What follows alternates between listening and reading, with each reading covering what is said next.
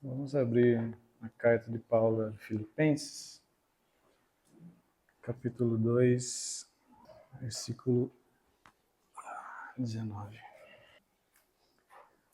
Então, irmãos, esse capítulo 2 de Filipenses que nós estamos meditando, Paulo, depois dele orientar, os irmãos a desenvolverem a salvação com temor e tremor, sem queixas, sem discussões, ele notifica a igreja de Filipos, de algumas ações que ele iria fazer brevemente. Ele pretendia enviar Epafrodito de imediato. Provavelmente foi o próprio Epafrodito que levou a carta, né? Então eles receberam e leram e o Epafrodito estava lá, né? Provavelmente. E ele também diz que Timóteo iria posteriormente, ele desejava enviar Timóteo. E essa passagem reforça esse tema central do capítulo 2 de Filipenses. Paulo está falando da unidade, os irmãos lembram como começa o capítulo 2, né? Ele está falando para que eles fossem unânimes, unidos de alma e de coração. E Paulo dá 4 exemplos de pessoas que viveram isso e promoveram a unidade através da sua humildade e desse serviço sem buscar os seus próprios interesses. Ele começa no capítulo 2, dos 5 ao 11, dando o exemplo de Cristo, que é o exemplo máximo daquele que se humilhou e obedeceu e serviu para que nós fôssemos um. Depois Paulo vai dar o próprio exemplo dele no versículo 17 até o 18, ele diz que ele estava sendo derramado, a vida dele estava sendo derramada como uma oferta de bebida sobre o sacrifício, que era a vida dos irmãos. E agora ele vai dar mais 2 exemplos, Timóteo e Epafrodito. São exemplos práticos de pessoas que viveram esse esvaziamento de si mesmo para o bem, né, da igreja e dos irmãos. Então ele começa dizendo que espera no Senhor Jesus enviar-lhes Timóteo brevemente, para que eu também me sinta animado quando receber notícias de vocês. Então, da mesma forma que quando os irmãos recebessem aquela carta, que tem as notícias de Paulo, né? Os irmãos lembram no capítulo 1, ele está dizendo como ele estava se sentindo. E os irmãos iriam ler aquela carta e iriam se sentir animados, porque eles estavam preocupados, né, com o apóstolo. Paulo também queria enviar Timóteo lá em Filipos para que ele também recebesse notícias e ficasse animado com a condição dos irmãos. Ele queria saber como eles estavam. Então ele queria enviar Timóteo. Timóteo é aquele mesmo, né, conhecido da igreja de Filipos, que nós vamos ver em Atos capítulo 16, é um jovem, tímido, ele é um jovem tímido, com frequentes enfermidades, a saúde não era muito boa de Timóteo, filho de uma judia crente, o pai dele era grego, um gentil, e quando Paulo passou por lá e conheceu, né, Timóteo, ele então foi incluído na comitiva de Paulo e logo nas próximas cidades ele esteve em Filipos com Paulo. Então os irmãos já conheciam o Timóteo. Então Paulo diz assim: não tenho ninguém como ele, que tem interesse sincero pelo bem-estar de vocês. Paulo, ele ele revela aqui que entre aqueles que estavam à sua disposição em Roma, os irmãos lembram que Paulo estava preso aqui, quando ele estava escrevendo essa carta. Ele estava preso. Entre aqueles que ele podia enviar como mensageiros, não havia ninguém que tivesse o mesmo coração de Timóteo, que de maneira genuína e sincera fosse cuidar dos interesses da igreja em Filipos, assim como Paulo. E Paulo, ele dá um motivo muito forte aqui, né? No próximo versículo. Ele diz, por que ele não tinha ninguém além de Timóteo? Ele diz, pois todos buscam seus próprios interesses e não os de Jesus Cristo. Ele tinha só Timóteo com esse coração, a esse nível de estar disposto a fazer essa obra, essa missão. E Paulo diz que ele só tinha Timóteo porque todos os outros buscavam seus próprios interesses e não os de Cristo Jesus. Ele certamente tinha irmãos junto com ele. Se você vê em Filipenses, capítulo 4, versículo 21, ele manda uma saudação dos irmãos que estavam em Roma. Ele faz uma saudação, mas ele faz uma saudação bem curta, bem discreta. Os irmãos enviam saudações. Então ele tinha irmãos lá com ele. Também havia irmãos pregando com maior determinação e destemor. Lembra no capítulo 1? Estavam animados pelo testemunho de Paulo, que estava preso. Mas nenhum, com exceção de Timóteo, com um coração disposto a esse nível de dedicação e amor à obra de Jesus Cristo e seu reino. Deixar Roma, deixar o centro do mundo da época, seus negócios, suas posses, ou qualquer outro interesse que pudessem ter na região, e partir para Filipos como mensageiro de Paulo. Tinha gente pregando, tinha gente com Paulo, mas não tinha ninguém para enviar. Só Timóteo. Ainda bem que tinha Timóteo. E se os irmãos lembram, o começo da carta é Paulo e Timóteo. Timóteo estava junto com ele ali, o ajudando, né? E ele diz assim, mas vocês sabem que Timóteo foi aprovado, porque serviu comigo no trabalho do evangelho como um filho ao lado de seu pai.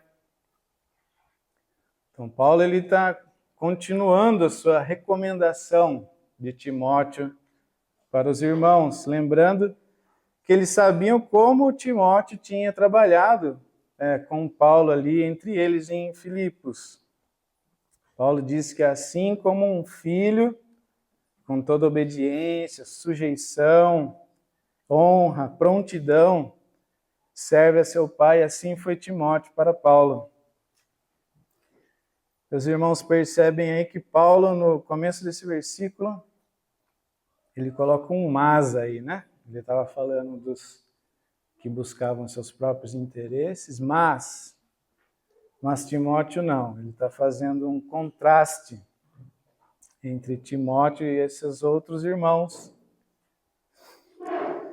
Então ele está dizendo que os que são aprovados são aqueles que mostram o mesmo amor de Cristo pela sua igreja, a ponto de deixar, né? Cristo deixou tudo para vir e morrer por nós. Os aprovados são esses que imitam Cristo. Ele diz, Timóteo foi aprovado. Em 1 João, capítulo 3, versículo 14, João diz assim, nós sabemos que passamos da morte para a vida porque amamos os irmãos. Quem não ama seu irmão permanece na morte. Por isso que Paulo disse que Timóteo tinha sido aprovado já tinha demonstrado o seu amor. E o amor, como está escrito em 1 Coríntios 13, 5, o amor não busca os seus próprios interesses. Então, por isso que Timóteo tinha sido aprovado. E uma observação aqui, né? Aqueles que buscam seus próprios interesses dificilmente servem os outros no Evangelho como um filho ao lado de seu pai. Em sujeição, em prontidão. Aqueles que buscam seus próprios interesses, eles têm a sua própria agenda. Eles dificilmente se colocam junto com outro irmão para servir junto com ele em obediência, para ajudá-lo, para estar sempre ali com ele em sujeição. Só faz isso quem não busca seus próprios interesses, porque quem tem interesses em si nunca faz isso. Porque logo a agenda própria da pessoa e daquele irmão vai entrar em conflito. Uma hora isso aí vai dar zebra. Para você servir nesse nível, a gente não pode estar buscando os nossos próprios interesses.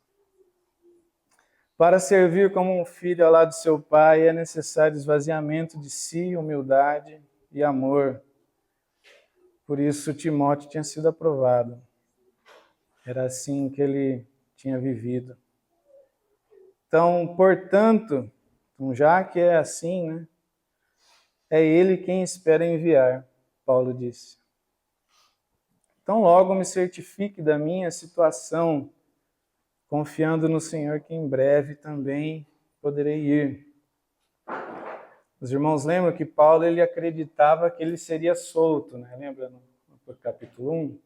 Ele tinha essa expectativa.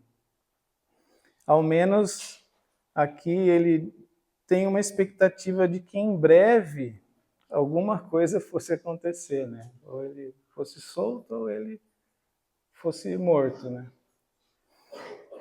Então, assim que essa situação se resolvesse, ele disse, Timóteo vai estar livre para ir. Eu vou estar solto, eu não vou precisar dele aqui me ajudando.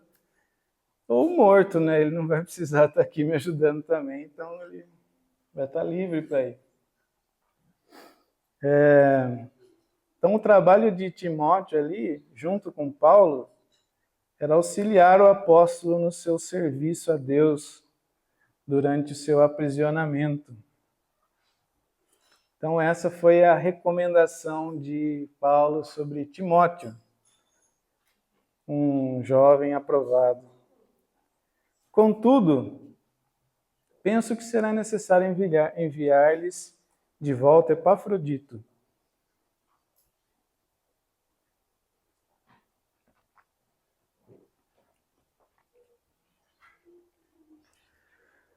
Meu irmão, cooperador e companheiro de lutas. Chama de irmão, cooperador, que a palavra aqui é alguém que trabalhou junto com ele. E companheiro de lutas, aqui é aquele que já esteve no fronte das batalhas com Paulo. Um irmão trabalhou junto e, como se numa crescente, e já esteve na batalha comigo, já esteve nas trincheiras comigo.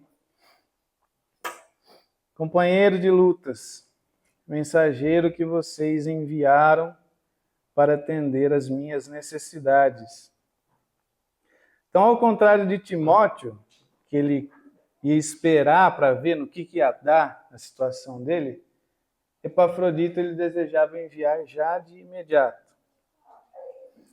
Epafrodito é um irmão de confiança da igreja, escolhido para ministrar as necessidades de Paulo. A palavra ali é essa. Ele estava ali, um mensageiro enviado para ministrar as necessidades de Paulo. Primeiramente, ele foi o portador da oferta enviada ao apóstolo. Então enviaram Epafrodito com essa oferta. Essa oferta é algum valor em dinheiro, alimento, roupa, alguma coisa ou várias coisas, né, que a igreja enviou para suprir o apóstolo Paulo. E Epafrodito levou tudo isso, né? Só essa viagem já tem toda uma dificuldade, né? E além disso, ele foi enviado para servir Paulo em todas as suas necessidades onde estava aprisionado. O nosso irmão Alexander Maclaren, que viveu em 1826 e morreu em 1910, o irmão que recebeu do Senhor um dom de expor, né, a palavra de Deus maravilhoso, ele escreveu assim no sermão sobre Epafrodito: haveria muitas maneiras de servir ao cativo, cuidar do seu conforto, fazer as suas tarefas, providenciar o necessário para o dia a dia, administrar seus negócios, talvez escrever suas cartas, aliviar sua corrente, esfregar seus pulsos doloridos e ministrar de 1000 maneiras que não podemos e não precisamos especificar. De qualquer forma, ele empreendeu de bom grado, até mesmo trabalho servis por amor a Paulo.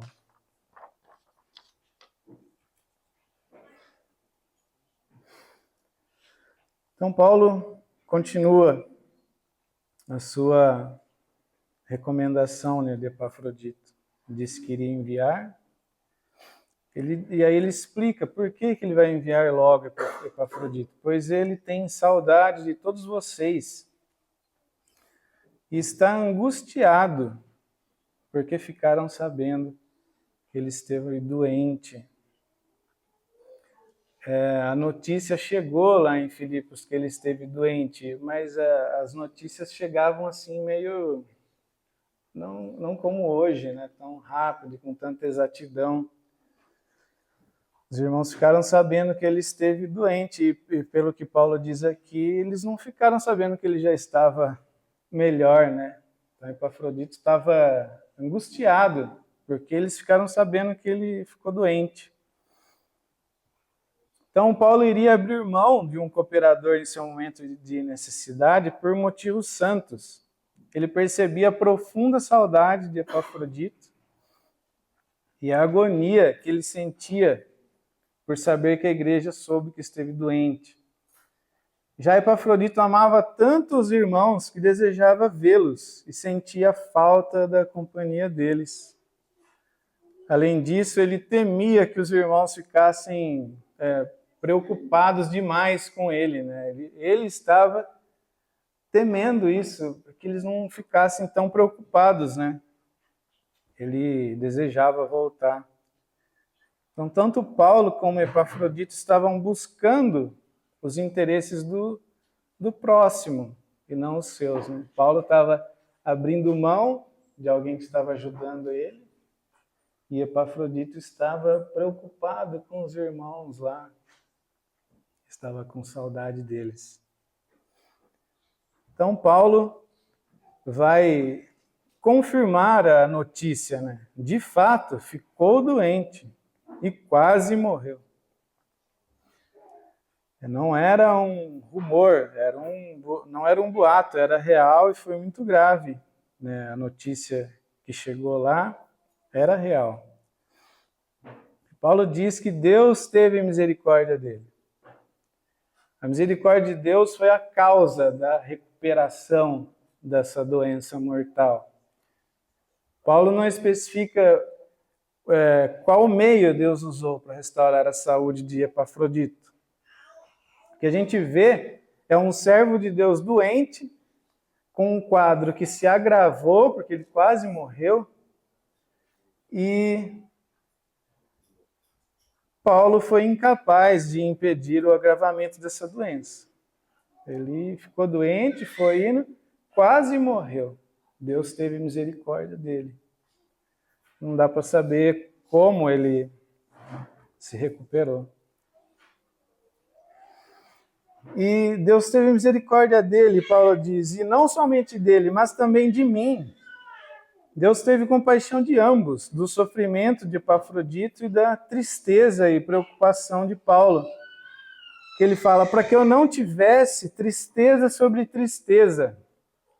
Paulo já estava passando por um momento de tribulação, ele estava preso.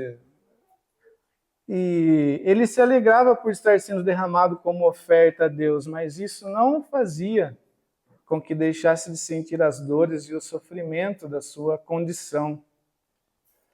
Se ele perdesse Epafrodito, imagina, ele já estava preso, sofrendo, o irmão vai lá ajudar e morre. Ele disse que seria tristeza sobre tristeza. E a gente vê que Paulo ele não era apático ao sofrimento alheio e nem ao seu, né? Ele não se alegrava com a doença, com a morte, ele não se alegrava com isso. E o sentimento do cristão diante desses momentos é como o choro de Cristo diante do túmulo de Lázaro, né? Ele sabia que aquela morte era para a glória de Deus, mas não deixou de sentir e chorar e lamentar. Então ele vai dizer, por isso logo o enviarei o Epafrodito, para que quando virem novamente fiquem alegres e eu tenha menos tristeza. Dado que Epafrodito estava recuperado e a igreja em Filipos estava muito preocupada com o estado de saúde dele, e o próprio Epafrodito também estava saudoso e agoniado por causa dos irmãos, Paulo decide enviar ele então com urgência de volta, abrindo mão do seu ajudante, né, do seu irmão que estava o ajudando ali. E ao saber que os irmãos ficariam alegres em receber Epafrodito, Paulo ficaria menos entristecido. Não sei se os irmãos repararam, né, nesse cenário aqui, é um cenário muito bonito, que a gente vê o amor do Senhor Jesus em cada ação, em cada atitude desses irmãos aqui. É um exemplo do caráter misericordioso de Deus, né? E o seu amor sendo replicado no coração dos santos. A gente vê a igreja cuidando do apóstolo Paulo, mandando ajuda, mandando uma pessoa, né, para estar ali junto com ele. O Epafrodito arriscando a própria vida para ministrar a Paulo em suas necessidades. Depois Paulo abrindo mão dos cuidados para alegrar o coração dos irmãos com a volta de Epafrodito.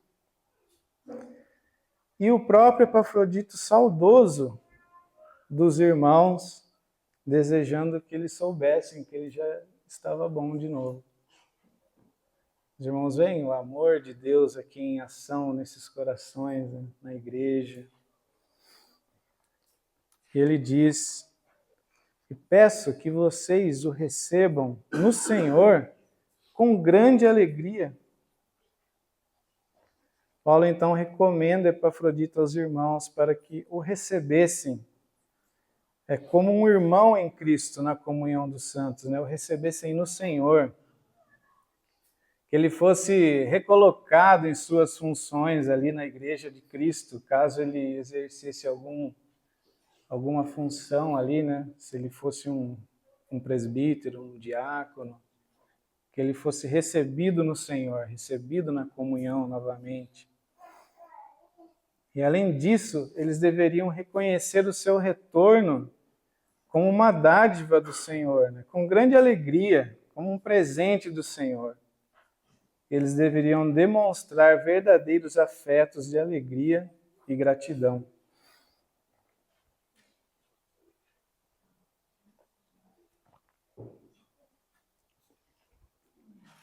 Paulo, então, vai pedir ou ordenar ou aconselhar que, ele diz assim, e honrem a homens como esse.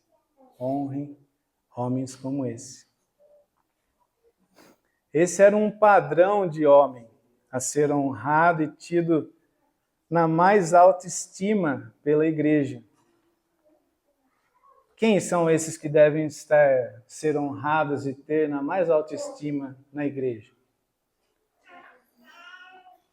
Aqueles que arriscam sua vida e se esforçam na causa de Cristo em favor da igreja. Esses daí, honrem homens como esse.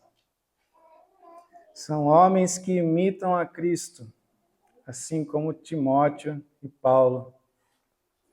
Ele escreveu em 1 Tessalonicenses, capítulo 5, versículo 12. Ele diz assim: agora lhes pedimos, irmãos, que tenham consideração para com os que se esforçam no trabalho entre vocês, que os lideram no Senhor e os aconselham. Tenham-nos na mais alta estima, com amor, por causa do trabalho deles. Isso está em 1 Tessalonicenses, capítulo 5, versículo 12. E aos Romanos, no capítulo 16, Paulo vai fazer novamente isso. Ele diz: recomendo-lhes nossa irmã Febe, serva da igreja em Cencreia. Peço que a recebam no Senhor de maneira digna dos santos e lhe prestem a ajuda de que venha necessitar, pois tem sido de grande auxílio para muita gente, inclusive para mim. Aqui temos outra que imita Cristo. É uma irmã, a Febe, e Paulo diz: ajudem ela em tudo que ela venha necessitar, receba, porque ela tem sido de grande auxílio para muita gente, inclusive para mim. Então eles deveriam ter Epafrodito como modelo. Muita gente confunde isso daqui, irmão. Honrem homens como este. A honra na Bíblia não é ao dia da chegada fazer um tapetão vermelho assim lá, para o Epafrodito chegar e tal, não sei o quê. Isso aí é coisa de o pessoal assistir muito filme. A honra que Paulo está dizendo, para honrar homens como este, eles deveriam ter Epafrodito como um modelo. Eles deveriam imitar a fé dele. Eles deveriam aprender com ele, ouvir o que ele tem a dizer. Isso que é honrar. Eles deveriam cuidar muito bem dele, cuidar das suas necessidades, do que ele precisava. Eles deveriam considerar como um privilégio tê-lo por perto, ter um homem desse por perto, pois havia muito de Cristo em sua vida. Eles deveriam atribuir valor e importância ao tipo de vida de Epafrodito. Essa é uma vida preciosa. Isso que é viver Cristo. Isso que é uma vida bela. Isso que é bonito. É viver como Epafrodito. Isso é honrar. É tê-lo como alguém de excelente reputação. Olha, quem vive assim, nossa, é um privilégio ter ele conosco. Vamos ouvir o que ele tem para dizer. Vamos imitar a fé dele. Honrem homens como este. Por quê? Paulo explica por que deve honrar homens como este. Porque ele quase morreu por amor à causa de Cristo, arriscando a vida para suprir a ajuda que vocês não me podiam dar. Paulo ele finaliza explicando por que Epafrodito deveria ser honrado e recebido com grande alegria. Ele amou tanto a Cristo e a Paulo que arriscou a sua vida e quase morreu para poder ministrar as necessidades do apóstolo enquanto ele estava preso. Ele quase morreu para poder ir lá e ajudar Paulo na prisão. Fazer serviços até servis, por amor a Cristo e por amor a Paulo. Estando os irmãos impossibilitados de servir Paulo, devido à distância e às circunstâncias, ele deixou toda a sua vida em Filipos, onde ele estava, e os irmãos que ele amava muito, porque ele estava com muita saudade, para se empenhar numa missão arriscada em Roma. 1 João 3,16 diz assim: nisto conhecemos o que é o amor. Cristo deu sua vida por nós e devemos dar a nossa vida por nossos irmãos. Esse é um versículo que condensa o Evangelho inteiro. Nós muitas vezes gostamos mais do outro João 3,16, que diz o que Cristo fez por nós. Mas também tem esse outro João 3,16, que é a primeira epístola, que diz o que ele fez por nós e qual deve ser a nossa resposta ao que ele fez por nós. Nisso conhecemos o que é o amor. Jesus Cristo deu a sua vida por nós e devemos dar a nossa vida pelos nossos irmãos. Tenho algumas aplicações. A primeira é uma observação, né? Como os Timóteos são raros. Os Timóteos são raros. Paulo disse que só tinha um Timóteo. Roma inteira, ele tinha um Timóteo só. Irmãos que se esvaziam de tal forma dos seus interesses para suprir a necessidade da igreja, quando ministros do Evangelho que se dedicaram por tanto tempo estão momentaneamente ou permanentemente fora de combate, devido a aprisionamentos, doenças, velhices e outras circunstâncias que podem surgir. Não há como evitar. Ao aplicar esse texto na nossa vida aqui,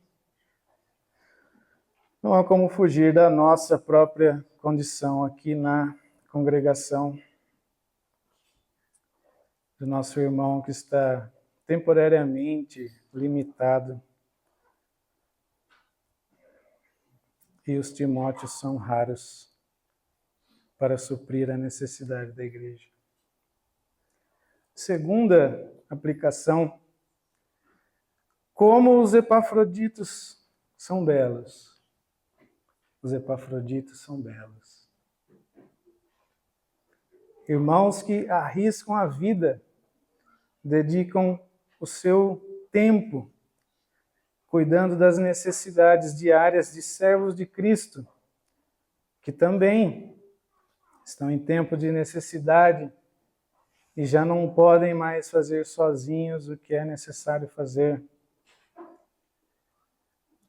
Também não consigo fugir de outra aplicação direta que temos aqui na congregação.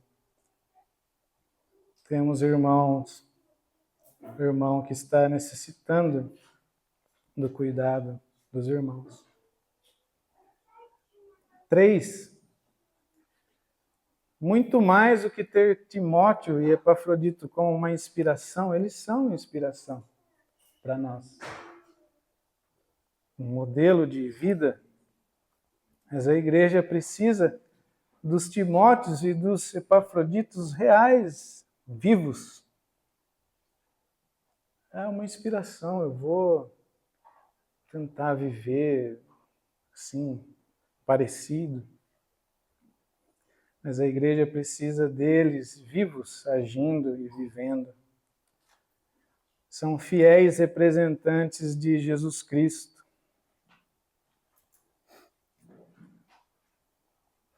Outra aplicação, as pessoas que não buscam seus próprios interesses e dão sua vida a Cristo em serviço aos irmãos, são os que devem ser imitados, ouvidos, honrados, mantidos e ajudados.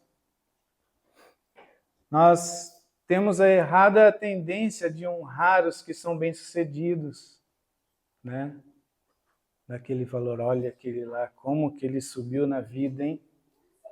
Né, Paulinho? Faz aquele círculo depois da reunião, ir para Parica, para lá e para cá. Tá. Esse não é o modelo de homem que deve ser honrado, segundo a Escritura.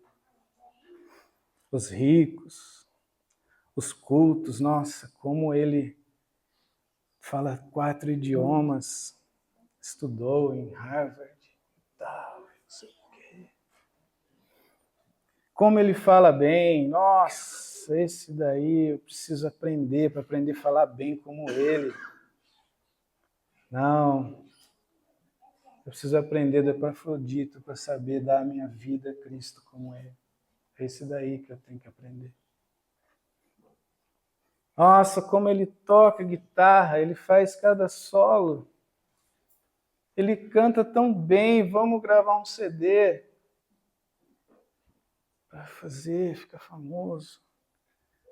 Não, são os Timóteos e os Epafroditos que devem ser honrados e ouvidos. Muitos missionários são completamente esquecidos quando estão servindo nesse mundão aí, irmãos. Estão lá dando a sua vida. Ninguém nem se lembra que eles existem. Mas o cantor gospel que canta bonito, nossa, esse é chamado para cantar e ofertas, muitos dinheiro, muita fama, muitas entrevistas, muito podcast no YouTube, mas aquele que está dando a sua vida lá está esquecido. Aquele que foi com a sua família, com filhos, está lá no Irã, está na Coreia do Norte, esse daí não recebe um centavo. E quando voltam ainda costumam ser deixados de lado. Ele chega meio fora de contexto. Geralmente alguém que realmente serve o Senhor e volta, ele fica até meio desnorteado assim, com a frieza da igreja. Assim. Ele fica até meio em choque. Esses não costumam ser muito ouvidos por nós, porque o pecado, ele embota o nosso julgamento. A gente julga as coisas como pecado no nosso coração. E aí o pecado acha gostoso e acha legal o rico, o que canta bonito. É por isso. E para finalizar, a unidade do corpo de Cristo é construída com base no que Cristo fez por nós na cruz. Ele nos uniu, ele formou um só corpo, morrendo por nós. E também pelo Cristo formado em cada um de nós. Ele se manifesta quando temos a mesma mente, ou a forma de viver de Cristo, de Paulo, de Timóteo, de Epafrodito. A igreja é um quando esse Cristo é uma, né? Nós somos um. Quando esse Cristo formado em nós se manifesta nas nossas vidas. A gente se divide todo quando o diabo se manifesta em nós. O pecado, os filhos de Adão caídos, aí a gente se divide inteiro. Mas quando o Cristo crucificado se manifesta em nós, é formado em nós, aí nós vamos vivendo cada vez mais perto uns dos outros e servindo cada vez mais uns aos outros. Que o Senhor nos abençoe.